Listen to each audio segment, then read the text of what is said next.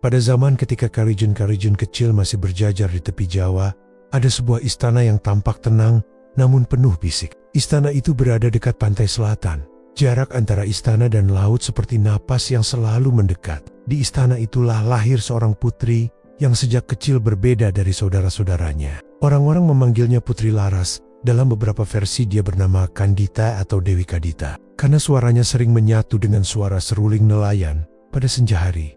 Laras tumbuh bukan hanya disayangi karena wajahnya, tetapi karena caranya melihat dunia.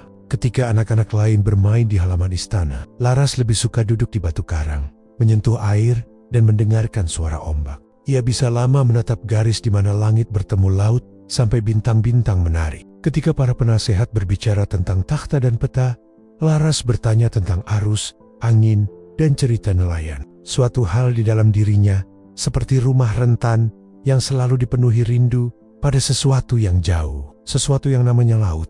Kehidupan di istana tidak selalu ramah. Sebagai putri yang cerdas dan bebas, Laras menarik simpati dan juga kecemburuan. Ada seorang permaisuri muda yang tidak suka perhatiannya terpecah, dan beberapa pejabat khawatir bahwa hati raja akan lebih condong pada putri yang takut pada protokol. Bisik-bisik mulai tumbuh bahwa Laras terlalu keras kepala, bahwa ia tidak cocok sebagai pewaris, bahwa cintanya pada laut adalah tanda keanehan.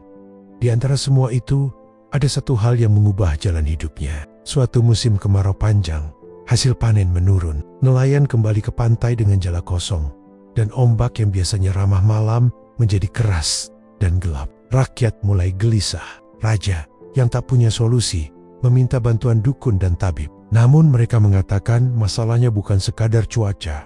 Ada ketidakseimbangan di selatan. Sesuatu yang tidak senang, raja memanggil semua putri untuk memberikan persembahan. Harap menemukan favor yang meredakan kemarahan laut. Permaisuri meminta Laras untuk ikut. Laras yang hatinya berat karena penderitaan rakyat, setuju. Namun di balik panggung istana, niat manusia tercampur. Bukan semua yang ingin perdamaian. Ada yang takut kekuasaan Laras bertambah jika raja tampak bergantung padanya. Malam persembahan itu penuh ritual. Lampu-lampu minyak menari, dupa memenuhi udara, dan suara gamelan melingkar seperti gelombang. Laras berjalan ke tepi pantai dengan nampan berisi bunga dan kembang putih untuk dipersembahkan pada laut. Dia tidak takut. Ia datang seperti orang yang pulang. Ketika ia menyebarkan bunga ke ombak, sesuatu yang aneh terjadi. Ombak mengambil bunga-bunga itu, lalu kembali menghempas lebih kuat. Seolah-olah mencoba berbicara. Orang-orang bergidik. Para tetua mengucap mantra. Namun Laras menutup telinganya bukan karena takut, melainkan untuk mendengar. Dalam keheningan, ia mendengar bisik lain. Bukan bahasa manusia, bukan pula bunyi biasa. Suara yang hangat namun jauh. Suara seperti luka yang merindukan penyembuhan. Suara itu mengajak, dan Laras merasakan ada janji besar di dalamnya. Tentang kedamaian, kekuatan, dan tempat yang tak akan mengenal ruang istana. Keesokan harinya, setelah malam itu, desas-desus meletup. Ada yang bilang Laras telah melakukan sesuatu yang tabu. Ada yang bilang dia telah berjanji pada roh laut. Di istana, ketegangan memuncak. Raja yang hatinya terbelah antara cinta dan tanggung jawab mulai dibuat ragu oleh para penasehat yang mengatakan bahwa hubungan Laras dengan laut bisa menjadi bencana politik. Permaisuri yang cemberut memanfaatkan ketakutan itu untuk menekan Laras bahwa demi kestabilan kerajaan, Laras harus menikah cepat dengan seorang adipati dari kerajaan tetangga. Laras menolak, bukan karena benci pada adipati, melainkan karena hatinya sama sekali bukan untuk istana yang penuh aturan itu sekarang. Ia merasa panggilan yang lebih tua dari warisan, lebih kuat dari gelar. Laras berkata pada ayahnya di malam temaram, "Ayah, saya mencintai rakyat dan saya mencintai laut. Jika aku harus memilih, aku tidak bisa menjadi ratu yang hanya memegang mahkota di dalam tembok ketika di luar sana jiwa-jiwa." Menjerit, kata-kata itu seperti menikam para penasehat. Akhirnya, sebuah keputusan dibuat tanpa persetujuan Laras. Pernikahan akan dipercepat. Ketika kabar itu tersebar, takut dan marah berkecamuk di dada Laras. Ia merasa dikhianati bukan hanya oleh orang lain, tetapi oleh takdir yang memaksa. Malam sebelum pernikahan, Laras pergi ke pantai sendiri. Ia berjalan di bawah bulan yang pucat, membawa selembar kain hijau yang dulu diberikan seorang nenek tua penyihir laut sebagai penangkal. Kain itu selalu terasa seolah punya kehidupan sendiri, mendinginkan kulit, berbau garam laut. Di pantai, angin menjadi saksi. Lagu-lagu yang sering dinyanyikan nelayan berkumandang pelan. Laras duduk di batu, menatap gelombang yang memantulkan cahaya bulan seperti pecahan kaca. Di situ, sebuah perahu kecil mendekat, namun tak ada insan di dalamnya. Di atas perahu, ada sesosok makhluk yang suaranya tidak sepenuhnya manusia. Ia menyapa Laras dengan suara yang lembut dan berlapis. "Kau datang lebih cepat dari yang kuminta, Putri." Laras tidak takut. Ia melihat ke dalam air dan merasa ada mata yang menatapnya, bukan mata ikan, melainkan mata yang penuh kebijaksanaan ratusan tahun. Perahu itu adalah pengantar, bukan penjahat. Makhluk itu, yang kemudian disebut sebagai utusan laut oleh mereka yang mengetahuinya, membawa pesan. Laut telah lama menunggu. Ada tempat untuk mereka yang diberkahi atau dikutuk untuk mendengar bisiknya. Ia memberikan pilihan, tinggal di tanah dengan mahkota yang mengekangnya, atau mengikuti laut yang takkan memberikan status, tetapi bisa memberi kekuatan dan kebebasan. Laras mendengar, sebuah keputusan tumbuh, seperti tunas di batu. Ia memilih laut sebelum fajar menyingsing dan kabar pernikahan menyebar. Laras berdiri di tepian dan melepaskan selembar kain hijau ke dalam ombak. Orang-orang di pantai melihat sebuah cahaya hijau memeluk kain itu. Ombak yang datang bukan lagi seperti biasa. Mereka tampak menyala, berputar, lalu menelan Laras hingga pinggang, hingga bau sebuah tarikan yang bukan kekerasan, melainkan penerimaan. Sorak di pantai berubah menjadi keheningan. Yang melihat berlari, namun ombak menutup lagi, meninggalkan permukaan laut yang kembali tenang, seperti tidak pernah terjadi apa-apa di istana. Ketika berita sampai Raja Menong, beberapa menyebut Laras hilang, beberapa yakin ia mati. Namun di bibir pantai, ada suara pelan yang terdengar oleh salah seorang nelayan tua. Suara seorang wanita yang berkata, "Jangan takut, aku pulang ke rumah." Suara itu lembut, penuh keselamatan, dan membuat bulu kuduk merinding. Di sana dengan Laras ditelan laut, dan orang-orang yang menyaksikan hanya bisa menatap. Mereka tidak tahu bahwa peristiwa itu bukan sekadar hilangnya seorang putri. Itu adalah awal dari sebuah perubahan besar. Dari putri manusia menjadi sesuatu yang akan mengikat nasib kerajaan, mempengaruhi jiwa nelayan, dan menjadi legenda yang berbisik dari bibir ke bibir. Ketika ombak menutup tubuh Putri Laras, dunia di sekelilingnya berubah. Dari atas pantai, orang hanya melihat tubuhnya lenyap di telan gelombang. Namun bagi Laras sendiri, itu bukan kematian, melainkan pintu. Air yang dingin terasa seperti kain halus, membungkus kulitnya. Nafasnya tidak lagi tercekik, justru dadanya terasa ringan. Seakan-akan laut memberinya paru-paru baru. Matanya terbuka dan melihat sesuatu yang mustahil di dalam samudera yang gelap. Ada cahaya hijau lembut yang memancar, menuntunnya semakin dalam. Semakin jauh ia tenggelam. Laras tidak merasa takut. Ia merasakan sesuatu seperti panggilan sebuah suara yang pernah ia dengar di malam persembahan. Suara itu kini jelas. "Selamat datang anakku, kau telah memilih jalanmu di hadapannya." Samudera berubah menjadi kerajaan yang tak pernah dibayangkan manusia. Karang-karang berkilau seperti permata, ikon-ikon berwarna emas berenang beriringan, dan obor-obor memancarkan cahaya lembut seakan lentera. Di tengah semua itu, ada sebuah istana kristal laut menjulang tinggi. Dindingnya berkilau seperti kaca yang terbuat dari mutiara dan kerang raksasa. Gerbang istana terbuka, dari dalam keluar makhluk-makhluk laut. Sebagian tampak manusia, sebagian lain setengah hewan laut. Ada wanita berambut panjang dengan tubuh bersisik perak. Ada lelaki dengan mata biru dalam dan tubuh perkasa menyerupai ikan hiu. Mereka semua menunduk hormat, seolah sudah tahu siapa yang datang. Laras terhenti, bingung. Kenapa mereka menyambutku seperti seorang ratu? Dari dalam istana muncullah sosok agung.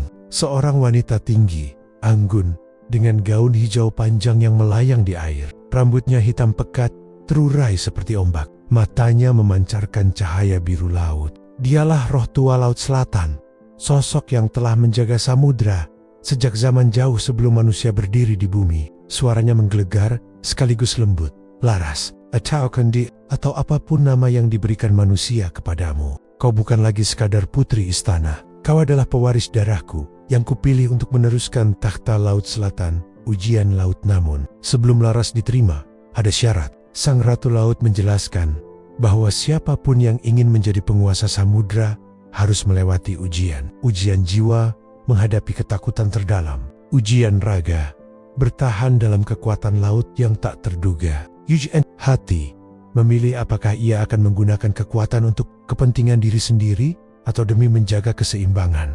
Laras menerima. Ia tahu hidupnya tidak lagi milik istana, melainkan milik sesuatu yang lebih luas. Laras dibawa ke gua karang hitam, tempat bayangan berputar-putar. Tiba-tiba ia melihat dirinya sendiri, tapi bukan dalam bentuk putri cantik. Tubuhnya penuh luka, wajahnya dipenuhi borok, rambutnya kusut seperti jerami. Itu adalah gambaran bagaimana istana dan permaisuri menuduhnya seorang pembawa sial. Bayangan itu tertawa, mencemooh, mengulang semua hinaan yang pernah ia dengar. Kau tidak pantas, kau hanya beban, kau akan mati sia-sia. Air mata Laras hampir jatuh, tapi ia menutup mata, mengingat kembali saat ia duduk di pantai, mendengar nyanyian laut, mendengar rakyatnya mengeluh karena lapar. Ia sadar, cinta dan keberaniannya lebih kuat dari hinaan. Saat ia membuka mata, bayangan itu hancur seperti kabut, hilang di telan arus. Setelah itu, ia dilempar ke tengah pusaran air yang berputar hebat. Ombak menghantam Rusmi Nurit, dan tubuhnya dipaksa melawan kekuatan yang ribuan kali lebih besar darinya. Nafasnya nyaris habis, tubuhnya hampir hancur. Namun setiap kali ia merasa tak kuat, laut sendiri memberi kekuatan. Tangannya berubah lentur seperti sirip, kakinya mampu menendang arus lebih cepat dari manusia biasa. Ia bertahan sampai pusaran itu akhirnya reda. Terakhir, ia diuji dengan pilihan. Di hadapannya muncul bayangan istana, ayahnya, raja yang menangis kehilangan dirinya, permaisuri yang iri, rakyat yang lapar. Suara bergema, jika kau menjadi ratu laut, kau bisa membalas dendam. Kau bisa menghancurkan mereka semua dengan ombak. Namun Laras terdiam, hatinya bergetar. Ia memang pernah marah, tapi tidak pernah berniat mencelakakan rakyat. Ia melihat wajah-wajah nelayan yang pernah ia temui, anak-anak yang berlari di pantai. Ia tahu, laut bukan untuk balas dendam, melainkan untuk memberi kehidupan. Laras menjawab, aku tidak ingin kekuasaan untuk menghancurkan, aku ingin kekuatan untuk menjaga.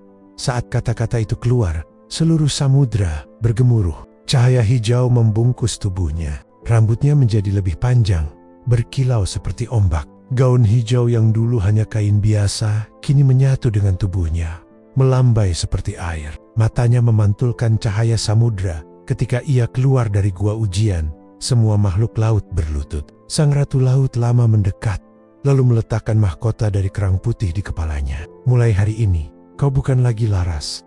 Kau adalah penguasa laut selatan, penjaga arus, penyeimbang dunia darat dan laut. Kau adalah Nyi Roro Kidul.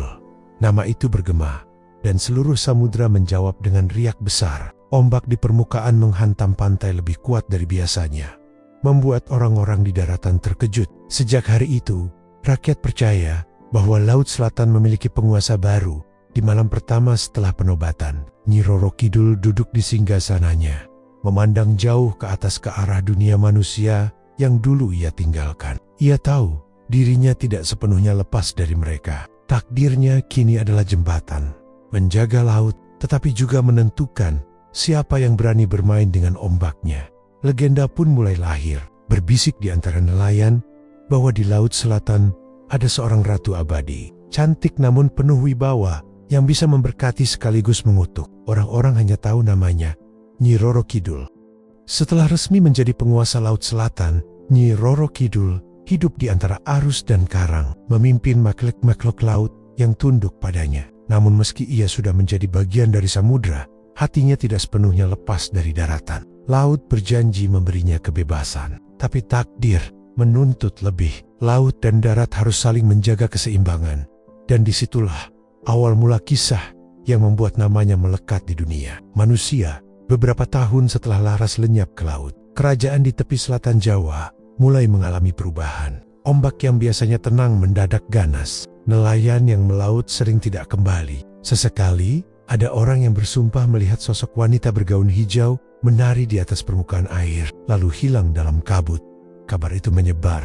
Ada yang bilang ia roh jahat, ada yang bilang ia Dewi Pelindung. Namun semua sepakat, sesuatu bersemayam di Laut Selatan, dan kekuatannya tidak bisa dianggap remeh. Raja-raja mulai resah. Mereka sadar, jika laut murka, negeri akan rugi. Maka diadakanlah upacara sesaji, dipimpin para tetua dan dukun, untuk memohon restu pada penguasa laut. Saat itulah pertama kali nama Ratu Kidul diucapkan dengan hormat. Pertemuan dengan Raja Mataram legenda terbesar muncul ketika kerajaan Mataram mulai berkuasa. Alkisah, Panembahan Senopati, pendiri kerajaan itu, sering bersemedi di pantai Parangtritis. Ia mencari kekuatan gaib untuk memperkuat kedudukannya sebagai raja. Di malam sunyi, ia duduk di batu karang, hanya ditemani suara ombak. Semedi itu membawanya ke dalam kesadaran lain, dan tiba-tiba ia merasakan hembusan angin asin yang tidak biasa. Dari balik gelombang, muncullah seorang wanita bergaun hijau. Tubuhnya berkilau diterpa cahaya bulan. Rambutnya panjang terurai, wajahnya begitu anggun namun penuh wibawa. "Siapakah kau yang berani mengganggu lautan di malam sepi ini?" Suara itu bergema, sekaligus lembut dan tegas. Senopati tidak gentar. Ia membuka mata, lalu menunduk hormat. "Hamba bukan ingin mengganggu, Ratu. Hamba hanya mencari restu untuk menjaga tanah ini." Senyum tipis muncul di wajah Nyi Roro Kidul. Laut di sekitarnya menjadi tenang. "Kau tahu siapa aku?" Senopati menjawab. "Hamba tahu, Tuan Putri bukan manusia biasa. Hamba percaya Tuan Putri adalah penguasa samudra. Maka hamba datang dengan rendah hati."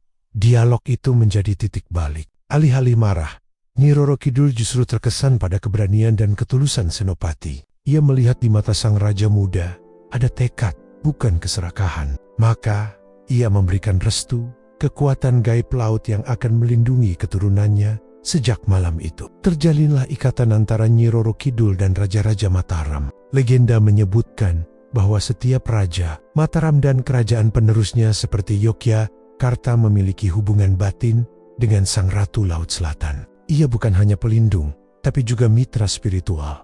Banyak cerita turun-temurun yang mengatakan bahwa raja-raja Jawa sering melakukan tapa atau meditasi di tepi pantai selatan untuk bertemu dengan Nyi Roro Kidul. Ada yang menganggap ikatan itu sebagai pernikahan gaib, raja dan ratu laut bersatu untuk menjaga keseimbangan antara darat dan laut, antara kerajaan manusia dan alam gaib. Namun, tidak semua manusia memandangnya sebagai pelindung. Ada pula yang takut berlebihan. Beberapa nelayan mengaku mendengar suara perempuan tertawa di tengah malam. Ada yang mengaku melihat kain hijau melayang di permukaan laut, lalu mendadak terseret ombak tanpa jejak. Itulah sebabnya muncul kepercayaan kuat. Pantang memakai pakaian hijau di pantai selatan. Warna hijau dipercaya sebagai warna kebesaran sang ratu. Siapapun yang mengenakannya bisa dianggap memanggil perhatian Nyai Roro Kidul. Bagi mereka yang percaya, jika sang ratu menyukai seseorang, ia bisa mengundangnya untuk tinggal di istananya di dasar laut selamanya. Tidak ada jasad yang kembali, hanya ombak yang diam, seakan menutup rahasia. Di sisi lain, Nyi Roro Kidul sendiri tidak selalu menakutkan. Ia adalah cermin sifat laut, tenang tapi bisa menggulung, memberi kehidupan namun bisa mengambil nyawa. Ia menolong mereka yang tulus, memberi rezeki pada nelayan yang menghormatinya, tapi juga menghukum mereka yang serakah, yang berani menantang samudra tanpa doa dan tanpa rasa hormat.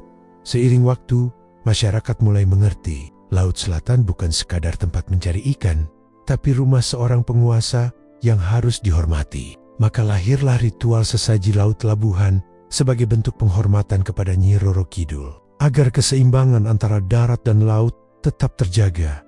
Di akhir ini, legenda Nyi Roro Kidul tidak lagi sekadar kisah seorang putri yang hilang di telan ombak. Ia telah menjelma menjadi penjaga takdir, bersekutu dengan raja, ditakuti rakyat, namun selalu dihormati.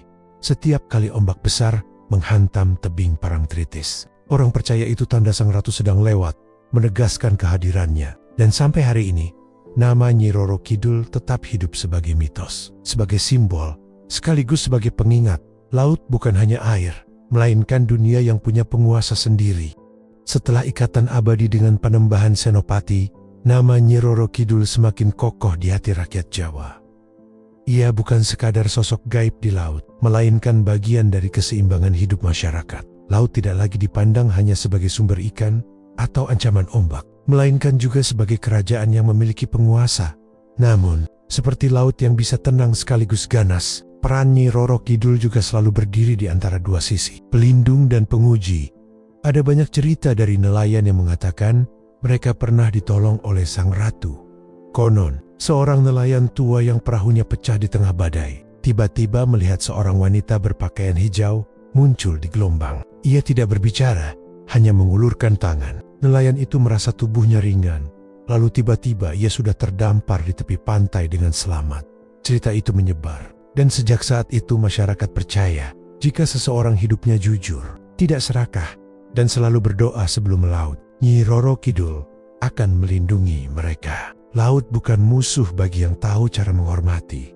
Namun sebaliknya, ada pula kisah tentang orang yang menantang laut dengan kesombongan. Alkisah, sekelompok saudagar muda pernah mengadakan pesta di tepi pantai selatan. Mereka membawa minuman, musik, dan menertawakan adat lama. Salah satunya dengan sombong berkata, "Jika benar ada Ratu Laut, biarlah ia muncul sekarang. Kami tidak takut." Malam itu, langit mendadak gelap. Ombak naik tinggi, suara angin seperti teriakan. Tenda dan barang-barang pesta hancur seketika. Keesokan harinya, beberapa dari mereka hilang tanpa jejak. Orang-orang percaya mereka diundang ke istana bawah laut untuk selamanya. Sejak itu, keyakinan semakin kuat. Laut Selatan bukan tempat main-main. Menghormatinya berarti selamat, meremehkannya berarti celaka. Untuk menjaga hubungan baik, para Raja Mataram dan penerusnya membuat ritual yang disebut labuhan. Dalam ritual ini, sesaji berupa makanan, kain, bunga, dan dupa dihanyutkan ke laut. Warna hijau warna kebesaran Nyi Roro Kidul selalu ada di dalam persembahan. Ritual ini bukan untuk menyembah, melainkan untuk menghormati. Sebagai tanda bahwa manusia sadar mereka hanyalah tamu di hadapan samudra yang tak terbatas. Labuhan biasanya dilakukan di pantai-pantai tertentu, seperti Parangkusumo dan Parangtritis. Sampai sekarang pun, ritual ini masih ada, diwariskan sebagai tradisi budaya yang syarat makna. Ada kepercayaan bahwa Nyi Roro Kidul sering berkomunikasi dengan orang-orang tertentu, para raja, tetua adat, atau orang yang dianggap terpilih. Pesannya selalu sama, jaga keseimbangan, jangan merusak alam, karena laut akan murka. Jangan serakah mengambil hasil laut, karena rezeki punya batas. Jangan sombong di hadapan ombak, karena manusia hanya setitik pasir di hadapan samudra. Bagi masyarakat pesisir Jawa, pesan ini menjadi aturan tak tertulis. Mereka percaya laut bisa memberi banyak, tapi juga bisa mengambil segalanya dalam sekejap. Misteri yang menyertai di sisi lain, mitos-mitos semakin tumbuh. Orang percaya siapapun yang memakai pakaian hijau di pantai selatan berisiko dipanggil Sang Ratu. Ada pula kisah tentang wisatawan yang tiba-tiba hilang terseret ombak. Lalu ada saksi yang mengaku melihat kain hijau berkibar di air. Beberapa orang percaya jika bermimpi bertemu seorang wanita cantik bergaun hijau, itu adalah tanda Sang Ratu sedang memperhatikan hidup mereka. Mitos-mitos itu bukan hanya menakut-nakuti, melainkan juga cara masyarakat mengingatkan diri. Laut bukan tempat biasa, dan selalu ada yang lebih besar dari manusia. Dengan segala kisah berkah dan murkanya, Nyi Roro Kidul menjadi simbol keseimbangan. Ia adalah cermin dari samudra, memberi rezeki sekaligus mengambil nyawa, penuh cinta sekaligus penuh wibawa. Sejak abad ke abad, rakyat pesisir Jawa selalu hidup dengan dua perasaan terhadapnya, takut sekaligus hormat. Karena mereka tahu, tanpa laut mereka tidak bisa hidup, tapi tanpa menghormati laut, mereka tidak bisa selamat. Dan di tengah semua itu, nama Nyi Roro Kidul tetap hidup bukan sekadar legenda, melainkan penjaga takdir yang tak pernah hilang dari ombak laut selatan. Legenda Nyi Roro Kidul tidak akan pernah bertahan lama jika ia hanya diam di dasar laut. Kisah-kisahnya tetap hidup justru karena ada begitu banyak cerita dari orang-orang yang mengaku pernah melihat, mendengar, atau bahkan merasakan kehadirannya. Pertemuan itu tidak pernah biasa. Ada yang penuh keajaiban, ada pula yang menggetarkan hati. Dan semua kisah itu menambah lapisan misteri Sang Ratu Laut Selatan, Alkisah. Seorang nelayan muda bernama Wiryo sering melaut sendirian. Suatu malam, ia terjebak badai besar. Perahunya hampir hancur. Tubuhnya lelah melawan ombak. Di saat itulah, ia melihat seorang wanita berdiri di atas gelombang. Bergaun hijau, rambutnya terurai panjang.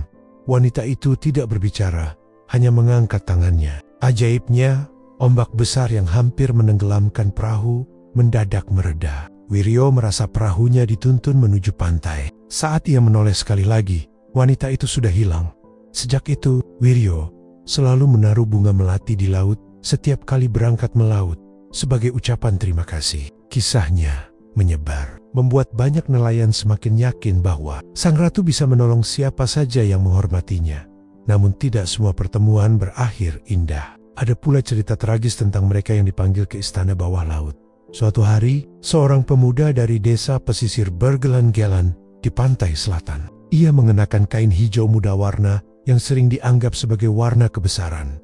Sang ratu Teman-Temonia sudah mengingatkan, tapi ia hanya tertawa, menganggapnya mitos belaka. Siang itu, ombak terlihat tenang. Namun tiba-tiba, tanpa peringatan, gelombang besar datang dan menyapu pemuda itu. Orang-orang berlari, berteriak, tapi tubuhnya tak pernah ditemukan.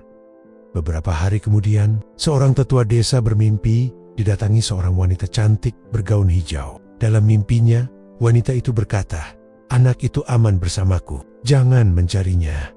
Sejak itu, masyarakat desa percaya pemuda tersebut telah menjadi salah satu pengiring sang ratu di istana laut. Banyak orang yang tidak pernah melihat Nyi Roro Kidul secara langsung, tapi merasakannya lewat mimpi.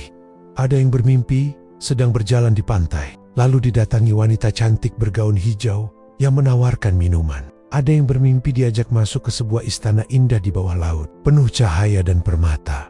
Orang tua di desa-desa percaya bahwa mimpi seperti itu adalah pertanda, bisa jadi sebuah peringatan, bisa jadi sebuah restu. Jika orang yang bermimpi kemudian hidupnya lancar, mereka percaya telah diberkati. Tapi, jika setelah mimpi itu seseorang jatuh sakit atau bahkan meninggal, mereka percaya itu tanda sang ratu sedang mengambil kembali sesuatu yang ia inginkan. Hubungan dengan dunia istana tak hanya rakyat biasa. Konon, raja-raja Jawa juga sering berjumpa dengan Nyi Roro Kidul melalui pertemuan gaib. Diceritakan, Sultan Agung dari Mataram suatu malam bersemedi di pantai selatan. Dalam keheningan, ia bertemu sang ratu. Ia tidak hanya diberi restu, tapi juga diajak memahami bahwa kekuasaan manusia tidak boleh melawan alam. Sejak itu, Sultan Agung menetapkan tradisi labuhan persembahan ke laut sebagai bentuk penghormatan kepada sang ratu. Ritual ini diwariskan turun-temurun hingga ke keraton Yogyakarta dan Surakarta. Sampai sekarang, pertemuan dengan Nyi Roro Kidul tidak pernah sama. Ada yang mengaku melihatnya sebagai wanita muda jelita, ada pula yang melihatnya sebagai sosok berwibawa dengan aura menakutkan. Ada pula yang hanya mendengar suaranya di tengah malam, seperti bisikan di antara ombak. Namun dari semua kisah itu, satu hal selalu sama. Kehadirannya membawa rasa campur aduk antara takut, hormat, dan kagum. Dari pantai yang sunyi hingga mimpi yang samar. Dari nelayan sederhana hingga raja berkuasa Nyi Roro Kidul selalu hadir. Bagi sebagian orang, ia adalah pelindung. Bagi yang lain, ia adalah penguasa yang ditakuti. Dan di antara semua kisah itu, satu pesan tersirat jelas. Laut bukanlah milik manusia semata. Laut punya penguasa, punya aturan, dan punya rahasia yang tak bisa dilanggar. Setiap pertemuan dengan sang ratu, baik nyata maupun dalam mimpi, selalu meninggalkan bekas mendalam. Itulah yang membuat namanya tidak pernah padam, terus bergaung di hati masyarakat hingga kini. Seiring berjalannya waktu, legenda Nyi Roro Kidul tidak pernah padam. Justru, ia tumbuh dengan wajah baru di setiap zaman. Jika dulu, orang hanya mendengar kisahnya dari nelayan atau raja-raja, kini mitosnya hadir dalam bentuk pantangan, larangan, boken sarita-sarita gaib yang masih dipercaya hingga kini. Pantangan warna hijau mitos paling terkenal tentang Nyi Roro Kidul adalah larangan memakai pakaian berwarna hijau di pantai selatan Jawa. Masyarakat percaya bahwa hijau adalah warna kebesaran sang ratu. Siapapun yang memakainya di tepi laut akan menarik perhatian sang ratu. Jika sang ratu berkenan, orang itu bisa diundang ke istana bawah laut dan tidak kembali lagi. Ada banyak cerita yang memperkuat keyakinan ini. Konon, beberapa wisatawan yang nekat memakai hijau saat bermain di pantai selatan hilang terseret ombak tanpa bekas. Nelayan setempat sering berkata dengan nada serius, "Itu bukan hanya ombak, itu panggilan sang ratu." Apakah benar atau tidak? Tidak ada yang bisa memastikan. Namun sampai sekarang, banyak orang masih memilih berhati-hati, menghindari hijau ketika mengunjungi pantai selatan. Selain pantangan hijau, ada pula mitos terkenal yang lebih modern. Kamar 308 di Hotel Samudra Beach, Pelabuhan Ratu. Kamar ini bukan kamar biasa. Sejak lama, kamar itu dipersembahkan khusus untuk Nyi Roro Kidul. Di dalamnya, dinding dicat hijau zamrud dengan lukisan besar sang ratu mengenakan kebaya hijau. Meja kamar penuh bunga, dupa, dan kain batik hijau. Orang-orang percaya bahwa kamar ini adalah tempat singgah Nyi Roro Kidul ketika ia ingin menampakkan diri di dunia manusia. Ada tamu yang mengaku merasakan hawa sejuk yang berbeda begitu masuk. Ada juga yang bermimpi didatangi seorang wanita cantik bergaun hijau. Setelah menginap di sana, hotel itu pun menjadi semacam tempat ziarah modern, bukan hanya untuk turis, tapi juga untuk mereka yang ingin memberi penghormatan kepada Sang Ratu Laut Selatan. Mitos lain yang terus hidup adalah tentang ombak pantai selatan. Ombak di sana terkenal kuat dan berbahaya. Banyak korban hilang terseret arus. Namun masyarakat percaya tidak semua hanyut karena arus semata. Ada yang percaya ombak itu memanggil orang-orang tertentu mereka yang nasibnya sudah ditentukan untuk menjadi pengiring. Sang Ratu di Istana Laut inilah sebabnya. Orang tua di pesisir sering memperingatkan anak-anak mereka, jangan bermain terlalu dekat dengan ombak. Bukan hanya soal bahaya, tapi juga soal penghormatan. Mitos Nyi Roro Kidul tidak berhenti di masa lalu. Hingga kini, banyak kisah baru terus bermunculan. Sopir malam yang melewati jalan dekat pantai selatan mengaku melihat wanita cantik mengenakan kebaya hijau duduk di pinggir jalan, lalu menghilang ketika didekati. Pemancing yang bermalam di tebing pantai sering mendengar suara gamelan samar dari arah laut, padahal tidak ada manusia di sana. Wisatawan ada yang tiba-tiba kerasukan, berbicara dengan suara berbeda, mengaku sebagai utusan Sang Ratu. Semua cerita itu, entah nyata atau tidak, semakin menegaskan satu hal.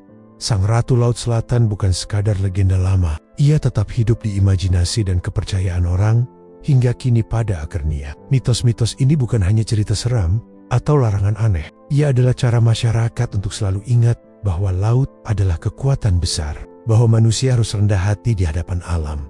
Melalui mitos Nyi Roro Kidul, orang diajarkan untuk tidak sombong, tidak serakah, dan selalu menghormati laut. Sebab laut bisa memberi kehidupan, tapi juga bisa mengambilnya kapan saja. Kini, setiap kali orang berdiri di tepi pantai selatan dan melihat ombak besar datang menghantam karang, sebagian akan berbisik pelan, itu Nyi Roro Kidul sedang lewat. Entah benar atau tidak, mitos itu membuat laut tidak pernah jadi sekadar air asin. Laut selalu punya jiwa, punya penguasa, punya misteri yang tak bisa dijelaskan. Dan begitulah, Nyi Roro Kidul tetap hadir di ombak, di angin, di cerita, dan di hati orang yang percaya. Legenda Nyi Roro Kidul mungkin berawal dari cerita mistis tentang seorang ratu gaib yang bersemayam di samudra. Namun seiring berjalannya waktu, ia berubah menjadi sesuatu yang jauh lebih besar. Sebuah simbol budaya yang melekat dalam kehidupan orang Jawa, Sunda, dan masyarakat pesisir selatan.